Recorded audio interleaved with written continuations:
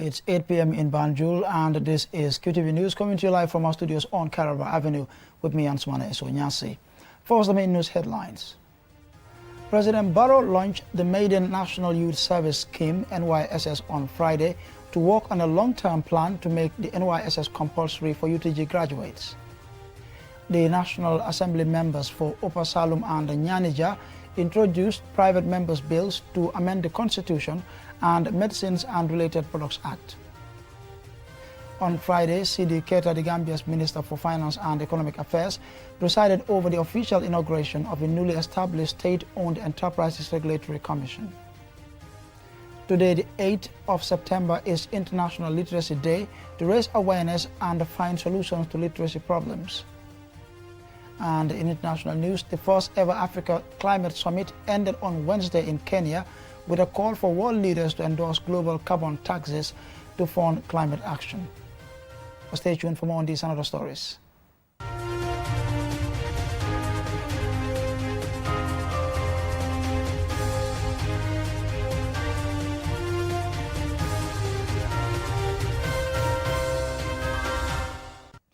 And now we take a look at the news in detail. Youth unemployment is one of the biggest economic challenges in the Gambia. And as one of the ways to address this, President Barrow launched the maiden National Youth Service Scheme, NYSS, on Friday to work on a long-term plan to make the NYSS compulsory for UTG graduates. Jennifer Sonko was in attendance and seen our reports. These are the 100 university graduates enrolled in a one-year National Youth Service Scheme program, taking their oath as servicemen and women. According to the World Bank, the youth unemployment rate in the Gambia accounts for over 41.5% of the population. The National Youth Service Scheme was established in 1996 with the aim of providing youths with skills to address the problems of youth unemployment and inculcate discipline in them. The Vice-Chancellor of the University of the Gambia, Professor Herbert Robinson, says the continuity of the National Youth Service Scheme will depend on this maiden UTG pilot cohort's dedication to the scheme. The Quality First agenda is underpinned by 6 strategic priorities, fondly referred to as the 6 S. The first S is the student experience. Without students, there is no university. We therefore think that this program is critical. The strategic priorities are carefully thought out to mirror not only the kind of students we want to produce today, but also the kind of citizens for tomorrow, through the provision of quality and relevant higher education to enhance student experience. The NYSS and the UTG conducted a 2-week joint orientation as part of the capacity development program with the security forces. Through the orientation, the culture of respect for others, timeliness, and results-driven behavior is inculcated in the service members. Here is the Minister for Youth and Sports, Bakari Waibaji. It is a period for you to take as a learning curve for you and to be able to understand that the civil service, just like any other institutions, need people who are dedicated, people who are ethical, and people who are committed to the job that they are tasked to do. And for that reason, we expect that you will be using these 12 months to build up your skill, of course build up relationship as much as you can, but you'll also be using those 12 months as a launch pad for what is ahead of you as you grow older. Aissatou Jallow, on behalf of the service members, highlighted their excitement to network and form a collective force for positive change. Our cohort is a testament to the immense talent and potential that our nation is blessed with. We have come together from different backgrounds, with diverse dreams and aspirations, but with shared passion for making a difference for our country. During last June's State of the Nation address, the President declared that the proposed mandatory National Youth Service Program targeting university graduates was under consideration for implementation. The President expressed delight that exactly 3 months after the public declaration, the maiden service scheme for UTG graduates has been launched. It is evident that the younger generation has a lot to offer, which we must tap into in the interests of the nation. This cannot happen, however, without the right opportunities and investments. We are aware of the socio-economic realities on the ground and the need to offset the unemployment and underemployment rates. It is for this reason that the government has developed various policies and launched multiple programs for the youth. According to the president, the long-term plan is to make the National Youth Service Program compulsory and a precondition for employment in the civil service. Reporting for QTV News, I am Jenna Basonko. Now, the National Assembly members for Upper Salum and Nyanija introduced private members' bills to amend the Constitution and the Medicines and Related Products Act to strengthen parliamentary scrutiny on government's proposed budget estimate and to address a gap in the registration of imported medical products. QTV's Maud Lamin Choi covered the parliamentary session on Thursday and files in this report. You are watching a rare scene in the National Assembly. It is more common to see cabinet ministers tabling bills than National Assembly members who are also legally entitled to propose legislation in addition to lawmaking. The National Assembly member for Upper Salum, Alajimbao, tables a bill for constitutional amendment to give National Assembly members more time to scrutinize the government's estimate of revenue and expenditure and the appropriation bill. The Assembly is responsible for the consideration and approval of the government's budget estimate. The Constitution mandates the executive to table its budget estimate 30 days before the end of a financial year and requires the National Assembly to consider and approve the budget estimate within 14 days. Following that process is introduction of an appropriation bill to be considered and approved within 7 days. The bill proposed by the Upper Salum NAM seeks to extend the 14-day consideration and approval period to 30 days. Also, when approved, his bill will require the executive to lay the budget estimate before the Assembly 60 days before the end of a year, and the consideration and approval of an appropriation bill, that is the proposed law that authorizes the expenditure of government funds, will increase from 7 to 14 days. Meanwhile, the National Assembly member for Nyanija's bill seeks to amend a gap in the Medicines and Related Products Act. The amendment provides for an alternative mechanism to the registration of medicines and related products manufactured in the UK, US, and EU member countries. One of the objectives of the proposed bill will be to address the current law relating to medicines imported to the Gambia from these countries, which cannot be registered in the Gambia without quote-unquote intricacies and bureaucracy. The bill proposes adopting quote-unquote listing, as that is an international WHO-recognized standard. It is also good practice and essential, as it will allow the Gambia to have an inventory or database of all the products that are used in the Gambia and are not yet registered. This will serve as an important tool for product recall and in the tracking and tracing of illegally imported and suspected substandard and falsified counterfeit products. The two bills are read for the first time, and the next stage, the second reading, is scheduled for next week, Tuesday. Mahmoud Lamin Choi, QTV News. On Friday, Sidi Keita, the Gambia's Minister for Finance and Economic Affairs, presided over the official inauguration of the newly established State-Owned Enterprises SOE Regulatory Commission, which is aimed at enhancing accountability and efficiency in the operations of the SOEs in the country. Alicia reports. The six-member commission has Hussein Ngam as chairperson and comprises Babukar Sompo Sise, Adama Dean, Cecilia Balde, Amin Jai, and Sagar Chum. They all have vast experience and are experts in their respective professions. The Commission is mandated to ensure that SOEs adhere to the highest standards of governance while contributing effectively to the country's economic growth and development. According to a World Bank report released last year, the Gambia has made significant progress in reforming the SOEs, but major efforts are still needed to establish a sound, efficient, and financially sustainable SOE sector. Finance and Economic Affairs Minister Sidi Keita revealed the state-owned enterprise asset value stands at $34 billion. However, he said most of them are struggling financially as their financial performance is very weak. He welcomed the new commission as another transformative agenda and is impressed by the composition of the commission. The president is very, very supportive of the reform agenda, and he has been calling for more reforms.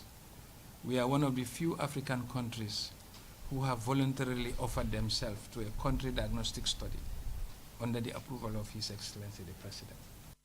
Minister Keita went further to acknowledge the support of development partners such as the World Bank and IMF to the reforms agenda. In realizing expectations from the SOEs, he said it wouldn't be business as usual, as he urged the SOEs to cooperate with the Commission. One of the key areas we want to see is to unlock the hidden potential and the hidden resources in the SOEs. The SOEs, as we speak today, have a total asset of $34 billion. And yet still, they are a drag on government finances. In March this year, the government signed a performance contract agreement with 3 SOEs, namely GNPC, GPA, and Social Security and Housing Finance Corporation. Baima Disise, Director of State and Enterprise at the Ministry of Finance, said the oversight functions of the Commission entails fiscal and governance oversight, among others. For the fiscal oversight, now, for example, whereas in the past, once the SOE budget is approved by the board, they will normally send it to the Ministry of Finance. Then we analyze it and we make our recommendations, then we send it to the Office of the President. Then they will make a final decision, Office of the President. But with this new act now, once the board approves the budget, they send it to the Commission. So there's going to be a technical arm under the Commission who will analyze the budget, make recommendations, and they will submit it to you. The new Commission has a big responsibility at hand to overturn the performance of the SOEs, something Usain Ngom, chair of the Commission, is aware of. He thanked and commended the President and the Minister for the trust and promised to live up to expectation. To invest 30 billion and end up with a net situation where you're still supporting that investment, it's not a situation that can continue. It's not sustainable for government in any case. They cannot continue doing it. And therefore, as commissioners, we have a task of at least in the first few years of our operation demonstrating that there can be a slowdown. And I am quite confident that there can be a slowdown. The establishment of the Commission emanates from the SOE bill, which was passed by the National Assembly and assented by the President. It is hoped the Commission will realize the intended purpose for its creation. Reporting for QTV News, I am Aliou Cisse. And the report there by Aliou Cisse will lead us to the commercial break, but we will be right back.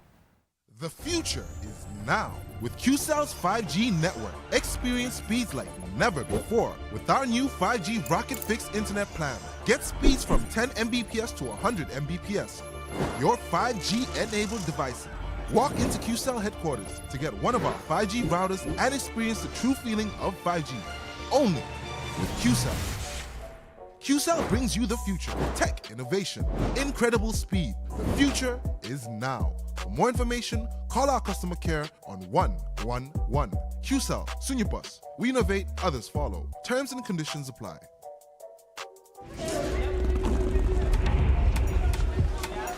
The art of juggling is a true spectacle of agility, coordination, and speed. A symbol of progression, precision, and mastery.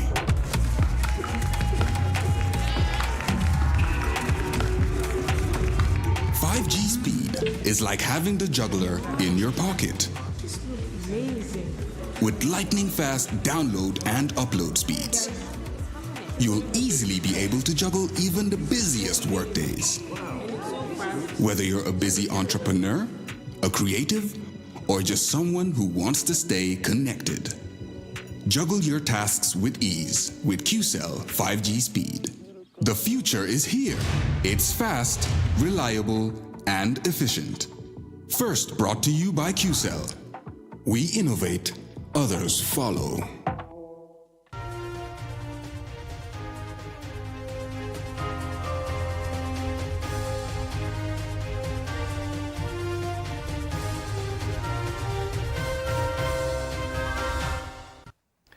Welcome back following the commercial break. If you're just tuning in, this is QTV News coming to you live from our studios on Caraba Avenue, and I am Answana Eso-Nyansi. Now, today, the 8th of September, is International Literacy Day to raise awareness and find solutions of literacy problems that exist within our local communities as well as globally. Chilenja examines the level of literacy in the Gambia, and this is her report. International Literacy Day was first conceived at the World Conference of Ministers of Education on the Eradication of Illiteracy held in Iran in 1965. Although much progress has been made in improving literacy rates in more than 50 years since the first International Literacy Day, illiteracy remains a global problem. Ismaila Cissé, president of the Gambia Teachers Union, urged the government to allocate at least 20% of the country's national budget to education. By increasing the education budget of the country, the Gambia can ensure that all citizens will have access to quality education, irrespective of their socio-economic backgrounds. This has been the call of the Union ever since, and we will continue to call on the government to increase the education budget so that whatever we intend to have as part of education advancement will be a reality. An estimated 763 million youth and adults worldwide still lack basic literacy and numeracy skills, 2/3 of whom are women. This year's commemoration will be an opportunity to join efforts to accelerate progress towards the advancement of Sustainable Development Goal 4 on education and lifelong learning, seeks to ensure the entire world is literate by 2030. According to the macro trends in the Gambia, the literacy rate for 2021 was 58.06%, a 7.28% increase from 2015, only higher than Senegal, which is at 56.30%, Guinea-Bissau, Sierra Leone, Burkina Faso, Benin, Guinea, Niger, Afghanistan, and Chad. However, there exists huge gender gap. For instance, literacy rate for adult male population is 63.91%, while literacy rate for adult female population is 47.63%, while this is according to the UNESCO Institute for Statistics. Youth literacy rates are at 75.55% and 70.84% for males and females accordingly. The overall youth literacy rate is 73.18%.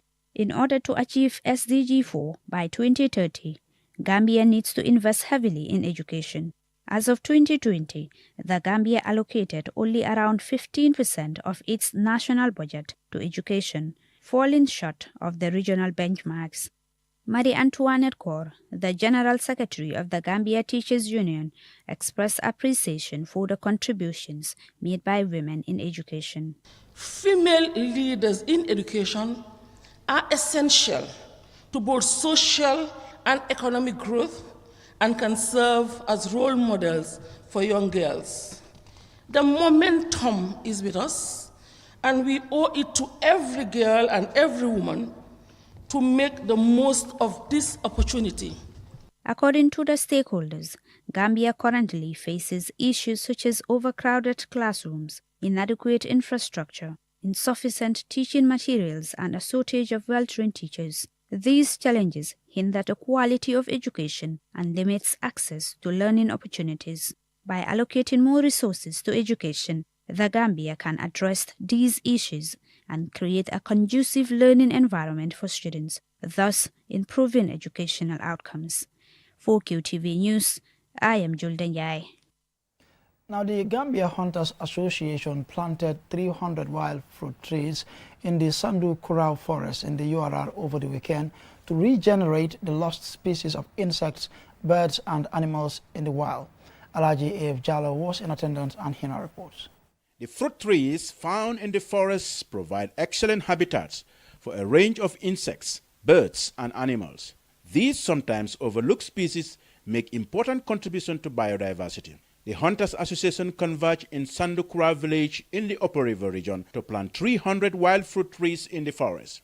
The exercise is part of the efforts to combat deforestation, regenerate the environment, and attract wild animals, birds, and insects back to the forest. The Hunters Association National PRO, Madi Trawale, said that as well as regeneration, there are strict steps their members observe while hunting in the wild. If you look at our environment now, the animals are almost fading away from our communities. So we need to do something to attract the animals and bring them back. And in so doing, you have to plant trees that can bring of benefit to them and that they can also use for their habitat. Because if they don't have a place to hide and sleep, have a place to eat, they wouldn't come. Amadou Jao, a forestry officer, applauds the association for the brilliant initiative as it helps to highlight the importance of planting fruit trees in the wild. There have been years ago, we used to raise a lot of wildlife species in the forest. But because of lack of trees, that is deforestation, fire burning, and even this hunting exercise, that's what led them to fled to other countries.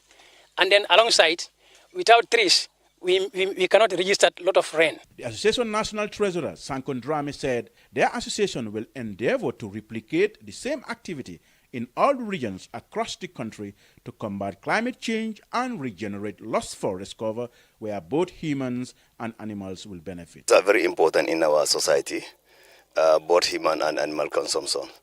And, without trees, we can have, good living. And then without trees also, we cannot have, animals, wildlife, existence. So this is something that is very, very important for us and both human and animal kingdom. The president of the Hunters Association appeals to government to regulate and monitor the hunters' activities in the wild, particularly foreign hunters whom he claims are hunting various species in the wild. Barinata fenna koros, mansa kunda mbe wosile.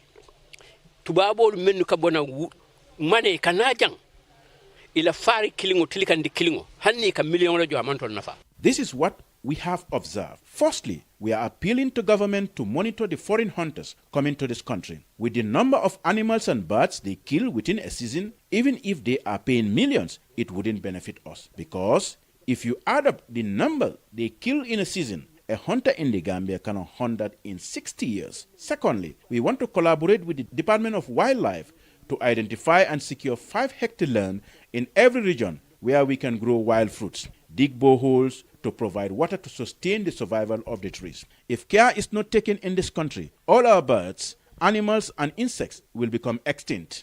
Our children would have to travel to Europe to see them because they take care of them there. Trees are important elements of the landscape for the wild. Wildlife and other plants depend on the trees. During the time of extreme heat or precipitation, animals seek shade and shelter under the trees without being away from their food source. This initiative by the Gambia Hunters Association will contribute positively to regaining our lost forest cover and regenerate species in the wild. The activity ended with a display of gunfire in the air by members of the association. 5, 6, 7, 8, 9, 10. Reporting for QTV News, I am Alaji Efja. And now on to some international news.